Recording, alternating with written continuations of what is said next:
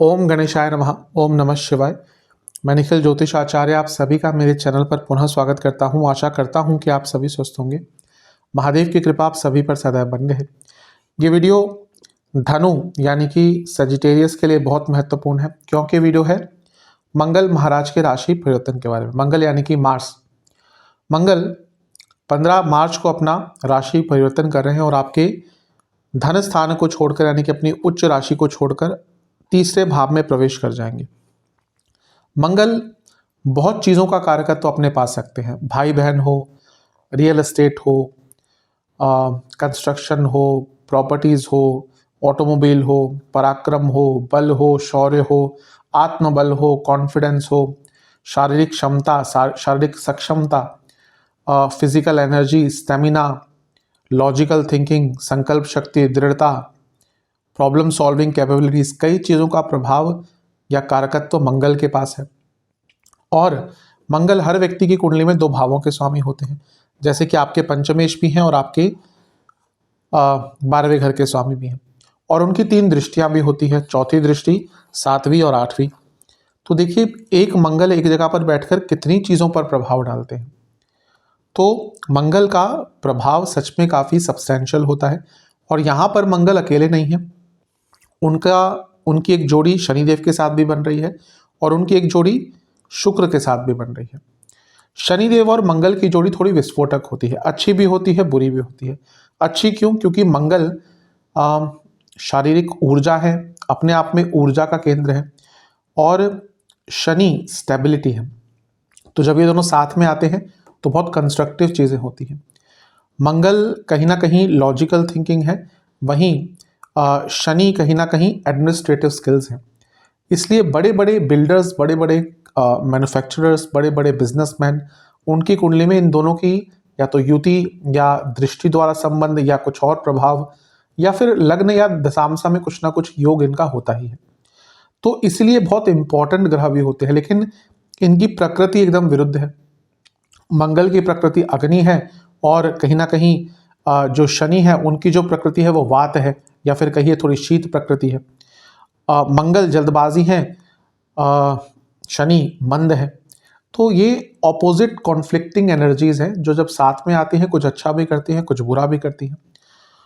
तो इनके इस प्रभाव की बात करेंगे, शुक्र के प्रभाव की बात करेंगे। अच्छा बुरा हर चीज़ हमेशा की तरह बताने का प्रयास करूँगा।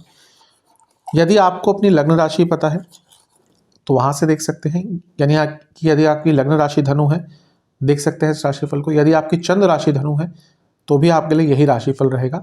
एक ही लग्न की राशि से यानी कि धनु लग्न से या धनु चंद्र राशि से अलग अलग राशिफल नहीं बन सकते।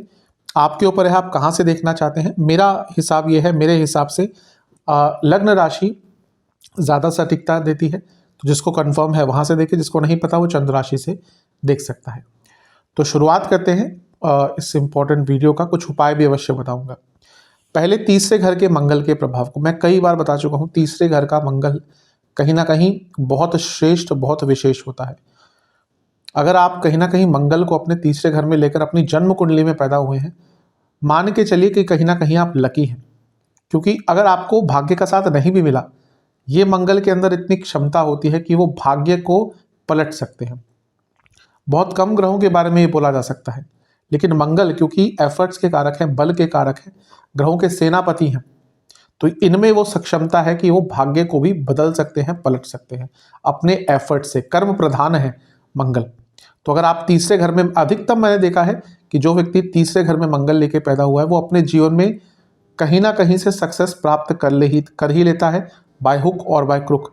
वो व्यक्ति अपना ही नहीं अपने पूरे परिवार का नाम बना सकता है, और वही प्रभाव कहीं ना कहीं मंगल के तीसरे घर में आने से भी होता है। आपके अंदर शारीरिक क्षमता बढ़ेगी, लॉजिकल थिंकिंग बढ़ेगी, प्रैक्टिकलिटी बढ़ेगी, अपनी प्रॉब्लम्स को सॉल्व कर पाएंगे। और ये जो मंगल है कहीं ना कहीं ऊर्जा का भंडार है।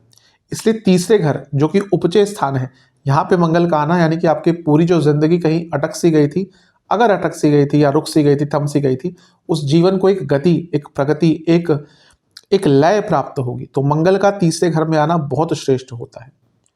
मंगल तीसरे घर के हर शास्त्र कहीं ना कहीं बहुत अच्छा कहता है। कुछ शास्त्र ने तो ये तक कह दिया है कि मंगल तीसरे घर में आकर व्यक्ति को लक्ष्मी प्राप्ति कराते हैं। व्यक्ति अपने बाहुबल से विष्णु प्रिया यानी कि लक्ष्मी जी को प्राप्त करता है। तो यहाँ पे मंगल बहुत विशेष फल देते हैं, क्योंकि ये मंगल का एक ऐसा स्थान है जहाँ पे वो बहुत कंफर्टेबल है। तो कोई भी ग्रह जब किसी स्थान पर कंफर्टेबल होता है तो उसके जो नेचुरल कारकत्व हैं वो खिल के आते हैं, यानी कि प्रॉपर्टी खरीदने का योग बन जाता है, वाहन खरीदने का योग बन जाता है, कॉन्फिडेंस बढ़ जाता है, logical thinking capacity to conquer यानी कि आगे बढ़ने के जो योग है, आगे बढ़ने की जो क्षमता है वो बहुत बढ़ जाती है, और दुश्मनों पर व्यक्ति हावी रहता है। आपको ज़्यादा चीज़ें इस टाइम पे तंग नहीं करेंगी। अन्यथा यहाँ पर शुक्र और शनि की युति ऑफिस पॉलिटिक्स बढ़ाती है, जो आपके खिलाफ होगा, लेकिन ये मंगल के आने के कारण कहीं ना कहीं चीज़ें थोड़ी सी कंट्रोल में आ जाएंगी। तो मंगल का तीसरे घर पे प्रभाव बहुत अच्छा बताया गया है। यहाँ पर ये जो तीसरा भाव है ये काम त्रिकोण का स्थान भी है, और मंगल क्योंकि इतने स्ट्रांग बैठे हैं यानी कि आपकी कई इच्छाओं की पूर्ति भी होगी, कई नए काम आप स्टार्ट कर पाएंगे। आप बहुत अरसे से कुछ करने का प्रयास कर रहे थे, नहीं कर पा रहे थे, तो ये वो समय है जब मंगल आपको यहाँ पर अच्छे प्रभाव दे सकते हैं। तो मंगल का तीसरे घर में आना कहीं ना कहीं बहुत अच्छा है, बहुत विशेष है। कई प्रकार के आपको लाभ भी मिलेंगे, और जैसा मैंने कहा ये पॉजिटिविटी है, मंगल अग्नि तत्व है, तो आपकी क्रिएटिविटी भी अच्छी रहेगी, और आपके जो सोचने का तरीका है वो भी कहीं ना कहीं आपको आगे जीवन में लेकर जाएगा। तो यहाँ पर एफर्ट्स भी हैं, लक्ष्मी भी है और थिंकिंग भी है। ये तीनों का कॉम्बिनेशन कहीं ना कहीं आपके जीवन को अवश्य अवश्य बहुत आगे लेके जाने के लिए सक्षम है। अब यहाँ पर शनि के साथ युति भी है। अब ये शनि और मंगल की युति तीसरे घर में बहुत अच्छी है, कंस्ट्रक्टिव है, प्रोडक्टिव है, क्रिएटिव है, कुछ स्किल्स सीखना चाहते हैं, बहुत अच्छा है। पुनः तीसरे घर के मंगल प्रॉपर्टी देते हैं, शनि बड़ी भू संपदा के कारक है। अगर आप कोई बहुत बड़ी प्रॉपर्टी, कोई बड़े स्तर पर प्रॉपर्टी लेना चाहते थे, उसके लिए ये योग बनता है। और यहाँ के शनि और मंगल भी दुश्मनों पर हावी व्यक्ति को करते हैं। तो कंपटीशन अगर आपका है कोई, उसको आप मात दे पाएंगे। कोई एग्जाम है आपका कॉम्पिटिटिव, उसमें खरा उतर पाएंगे। और जैसा मैंने कहा आपके पास कॉन्फिडेंस भी है, और शनि के कारण एडमिनिस्ट्रेटिव और ऑर्गेनाइजेशन स्किल्स भी हैं। तो इन दोनों का उपयोग करके अपने जीवन को बहुत आगे बढ़ाएंगे। तो बहुत अच्छी चीज़ मंगल और शनि की युति आपको देकर जाएगी तीसरे भाव में। यकीन मानिए आपकी जो ऊर्जा है बहुत 15 तारीख के बाद आप बहुत डिफरेंस देखेंगे, क्योंकि मंगल का यहाँ पे आना व्यक्ति के जीवन को बदल कर रख सकता है। भले ही कुछ समय के लिए आते हैं, लेकिन उस समय का भी व्यक्ति ने अगर लाभ उठाया तो उसका जीवन आगे अवश्य अवश्य बढ़ेगा। यहाँ पर शुक्र के साथ भी युति है, क्योंकि सप्तम से त्रिकोण में है, यानी कि विवाह के योग। मैं पहले ही बता चुका हूँ कि मंगल और शुक्र की युति विवाह कारक अपने आप में होती है, क्योंकि काल पुरुष की कुंडली में मंगल प्रथम भाव के स्वामी है, शुक्र सप्तम के स्वामी है, और शुक्र अपने आप में विवाह कारक है। तो यहाँ पर मंगल के साथ उनकी युति कहीं ना कहीं विवाह के योग भी बना देती है। तो विशेष फल दिख रहे हैं यहाँ पर। एक चीज़ है जिस पे संभल के रखना है, बल्कि दो चीज़ें हैं। एक, क्योंकि 10वें भाव से छठे में है, यहाँ पर आप अपने दुश्मनों पर हावी रहेंगे, लेकिन आपके कलीग्स, आपके इमीडिएट बॉसेस, ऐसा नहीं जो बहुत ऊपर के बॉसेस है, नहीं, जो जैसे आपके एकदम ऊपर है, वो आपको यहाँ पर बहुत तंग करेंगे, और कलीग्स के द्वारा भी प्रॉब्लम्स होंगी। इवन आपके जूनियर्स के कारण भी आपका नाम खराब हो सकता है। कभी कभी होता है कोई व्यक्ति एक पर्टिकुलर ग्रुप का लीडर है, उसके नीचे जूनियर्स हैं, तो यहाँ पे आपको अपने जूनियर से भी प्रॉब्लम फेस करनी पड़ेगी। ऐसा नहीं को तंग करेंगे, लेकिन उनके कार्यों में गलतियाँ होंगी और उसका प्रभाव आपके ऊपर पड़ेगा। दूसरा, क्योंकि सप्तम से त्रिकोण में इतने सारे ग्रह हैं जिसमें शनि और मंगल है, यानी कि पति पत्नी के बीच में ईगो क्लैशेस यहाँ पर हो सकते हैं, तो इसका भी एक बुरा प्रभाव आपके जीवन पर पड़ सकता है। अन्यथा मंगल का तीसरे घर में आना बहुत अच्छे प्रभाव देता है। रोग की स्थिति में भी व्यक्ति को थोड़ा सा रिकवर करने का मौका देता है। व्यक्ति के अंदर आगे बढ़ने की क्षमता तो होती है जैसे मैंने कहा, लेकिन यहाँ पे अपने आप नए रास्ते खुलते हैं, क्योंकि जैसे मैंने शुरू में ही कहा ये उपचय भाव है, यानी कि जो भाव व्यक्ति के जीवन को आगे लेकर जाता है। तो अगर कहीं पे एकदम रोड ब्लॉक हो गया था, आप करने क्या जीवन में, अब आगे क्या कर सकते हैं, तो ये वो समय है जब प्रकृति और नियति आपको कुछ ना कुछ अच्छा यहाँ पर देके जाएगी, आपके रास्ते अवश्य खोल कर जाएगी।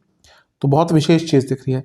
मंगल के स्वामित्व और बाकी ग्रहों के स्वामित्व की बात करते हैं। मंगल 12वें घर के स्वामी है, तीसरे घर में है, यानी कि विदेश यात्रा के योग बनते हैं। और मंगल पंचमेश है, यानी कि स्टूडेंट्स के लिए अत्यंत शुभ है, क्योंकि पंचमेश अपने से लाभ स्थान में है। कॉम्पिटिटिव एग्जाम हो या वैसे हो, ये जो योग बन रहा है आपका बहुत अच्छा है। शनि के साथ युति है, 12वें घर के स्वामी धन स्थान के साथ यहाँ पर बैठे हैं, यानी कि धन स्थान के स्वामी के साथ, यानी कि बाहर से विदेश से आपको लाभ होगा। और यहाँ पर लाभ स्थान के स्वामी, धन स्थान के स्वामी यानी कि शुक्र शनि यहाँ पे 12वें घर के साथ तीसरे घर में बैठे हैं। पुनः कंफर्म हो रहा है कि विदेश संबंधित लाभ होगा।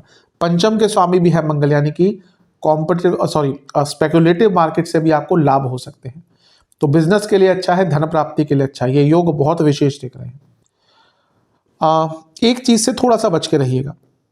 देखिए मंगल, मैंने समझाते हुए एक और चीज कहा था, उत्तेजना भी है। कहीं ना कहीं मंगल भी थोड़ी वासना है, और मंगल और शुक्र तो वासना इनटू मैनी फोल्ड्स, यानी कि मैनी टाइम्स। तो अपनी वासनाओं पर, जब मैं वासना कहता हूं तो केवल शारीरिक वासना नहीं, जो भी हमारे शरीर के वेग होते हैं, जो हमारा थोड़ा सा लालच होता है, वो वासना में ही कन्वर्ट होता है। तो थोड़े से अपने वासनाओं पर कंट्रोल करेंगे तो अच्छा है। और तीसरे घर के मंगल शुक्र तो काम आग्नि यानी कि काम वासना को भी बहुत बढ़ाते हैं, तो इस पर भी थोड़ा सा कंट्रोल कर पाएंगे। खैर कंट्रोल करना तो बहुत मुश्किल है, क्योंकि काम वासना एक ऐसी चीज़ है जिस पर नियंत्रण तो बड़े बड़े लोग नहीं पा पाए, वो भले कोई ऋषि हो या कोई और हो। तो उसको कंट्रोल करना बहुत मुश्किल होता है, लेकिन हाँ उसको चैनलाइज करना थोड़ा सा आसान होता है। मंगल की दृष्टियों की बात करते हैं। मंगल चौथी दृष्टि छठे स्थान पर, अत्यंत शुभ है। कोर्ट कचहरी का केस चल रहा था, कुछ लीगल ट्रबल चल रहा था, अच्छा रहेगा। कॉम्पिटिटिव एग्जाम है, अच्छा रहेगा। कार्य क्षेत्र में कुछ लोग तंग कर रहे थे, आगे निकल पाएंगे, लेकिन बच के रहिएगा। यहाँ पर जब मंगल का प्रभाव होता है तो अपनों से यानी कि आसपास के रिश्तेदारों से प्रॉब्लम होती है, और आपके कार्य क्षेत्र में आपके खिलाफ एक हिडन एजेंडा चलाया जाता है, यानी कि आपको बताया नहीं जाएगा, लेकिन आपके पीठ पीछे प्लानिंग शुरू हो जाएगी आपको तंग करने की। उससे थोड़ा बचिएगा। छठे घर के पे मंगल का प्रभाव जठर आग्नि बढ़ा देता है, यानी कि भूख बहुत लगती है, तो थोड़ा सा उस पर भी नियंत्रण करेंगे तो अच्छा है। क्योंकि धनु की अपनी प्रकृति अग्नि तत्व वाली है, लेकिन इनके लग्न के स्वामी बृहस्पति है, जिनकी अपनी प्रकृति कफ कारक है, और समय के साथ इनका मेटाबॉलिज्म स्लो हो जाता है। थोड़ा सा ध्यान दीजिएगा। मंगल की 7वीं दृष्टि पड़ेगी नवम भाव पर, क्योंकि 12वें घर के स्वामी है जो लंबी दूरी की यात्रा, तीर्थ यात्राएं दिखाता है। तीसरा भाव यात्रा दिखाता है अपने आप में, और नवम भाव धर्म है या धार्मिक स्थान है। बहुत संभावना है कि अचानक से आपको किसी धार्मिक स्थल पर जाने का अचानक से ये एक योग आपका बन सकता है। और क्योंकि यहाँ पर पंचमेश भाग्य स्थान को देखेंगे, यानी कि आपका भाग्य भी साथ देगा, क्योंकि पंचम भाव भी कहीं ना कहीं भाग्य के लिए बहुत इंपॉर्टेंट होता है। और मंगल की 8वीं दृष्टि रहेगी 10वें भाव पर। मंगल का 10वें भाव पर प्रभाव, वो भी अपने सबसे अच्छे स्थान पर बैठकर, यानी कि अगर आपका कोई कार्य स्किल वाला है तो उसमें वृद्धि होगी, और अपने नाम का डंका आप यहाँ पे बजा पाएंगे अपने कार्य क्षेत्र में। बस जो मैंने कलीग्स और बॉसेस वाली बात कही थी उस पर थोड़ा ध्यान रख लेंगे तो अच्छा है। यहाँ पर एक और चीज़ नेगेटिव थोड़ी सी हो सकती है कि आपके अपने भाई और बहनों से थोड़े झगड़े हो सकते हैं। हाँ, एक और चीज़, शनि और मंगल दोनों की युति और दृष्टि नवम भाव पर पिताजी की सेहत के लिए और पिताजी के संबंध से, बल्कि अपने संबंध पिताजी के साथ, उसके लिए अच्छी नहीं होती। मंगल की 10वीं दृष्टि की हम बात पूरी कर लेते हैं।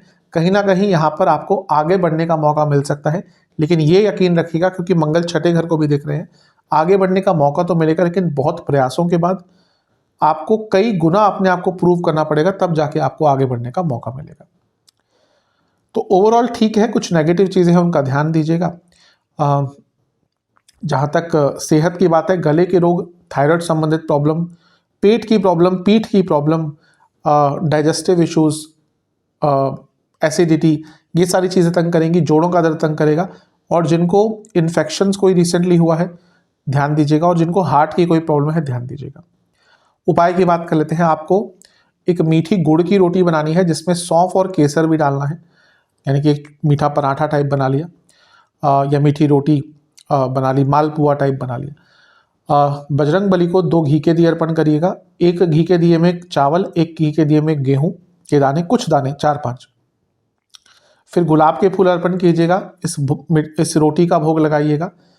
और उसके बाद ओम भूमि पुत्राय नमः जो मंगल का मंत्र है 108 बार जाप, और ओम अंजनी पुत्राय नमः जो बजरंग बली का मंत्र है 108 बार जाप। ये उपाय कर लेंगे, आपके लिए कहीं ना कहीं मंगल महाराज के प्रभाव अच्छे ही आएंगे। आशा करता हूँ वीडियो काम आएगी। चैनल पर नए हैं सब्सक्राइब कीजिए, वीडियो को लाइक कीजिए। मिलता हूँ वीडियो में, तब तक के लिए ओम नमः।